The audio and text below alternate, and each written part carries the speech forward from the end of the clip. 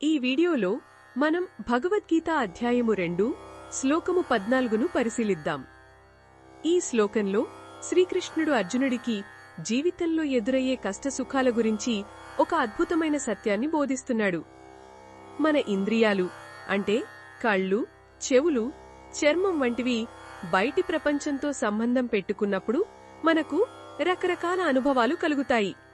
ఉదాహరణకు చలి, వేడి, ఆనందం, బాధ వంటివి. ఇవి మనల్ని ఎంతగానో ప్రభావితం చేస్తాయి.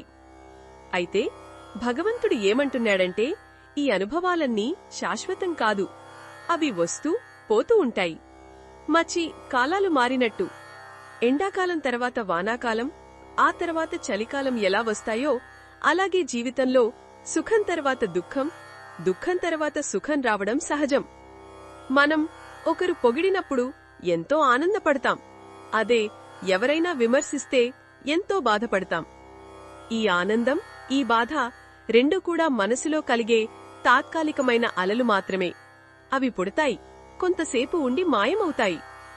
అందుకే కృష్ణుడు అర్జునుడితో, ఓ భరతవంశీయుడా, ఈ కష్టసుఖాలను ఓర్పుతో సహించు అని చెప్తున్నాడు. సహించడమంటే నిస్సహాయంగా భరించడం కాదు, వాటివల్ల మనసు యొక్క సమస్థితిని కోల్పోకుండా ధైర్యంగా ఎదుర్కోవడం. ఈ అనుభవాలు శాశ్వతం కాదని తెలుసుకున్నప్పుడు వాటి ప్రభావం మనపై తగ్గుతుంది. గాలికి కదిలే చెట్టులా కాకుండా గాలిలో నిశ్చలంగా ఉండే పర్వతంలా మనసును స్థిరంగా ఉంచుకోవాలి. ఇది మన దైనందిన జీవితంలో ఎంతో ఉపయోగపడే సూత్రం.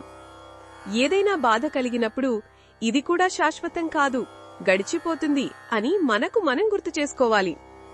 అలాగే విపరీతమైన ఆనందం కలిగినప్పుడు ఇది కూడా ఎల్లకాలం ఉండదని గ్రహించాలి. అప్పుడు మనసు ప్రశాంతంగా, స్థిరంగా ఉంటుంది. ఈ శ్లోకం మనకు నేర్పేదేమిటంటే, బయటి పరిస్థితులు ఎలా ఉన్నా మన అంతర్గత శాంతిని కాపాడుకోవడమే నిజమైన ఆధ్యాత్మిక సాధన.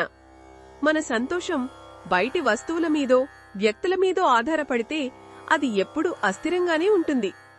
నిజమైన ఆనందం మనలోనే ఉంది. ఇది ఈ శ్లోకంలోని భావాన్ని వివరించడమే లక్ష్యం. మరిన్ని భగవద్గీత శ్లోకాల అర్థాన్ని తెలుసుకోవాలంటే మా తదుపరి వీడియోలను తప్పకుండా చూడండి.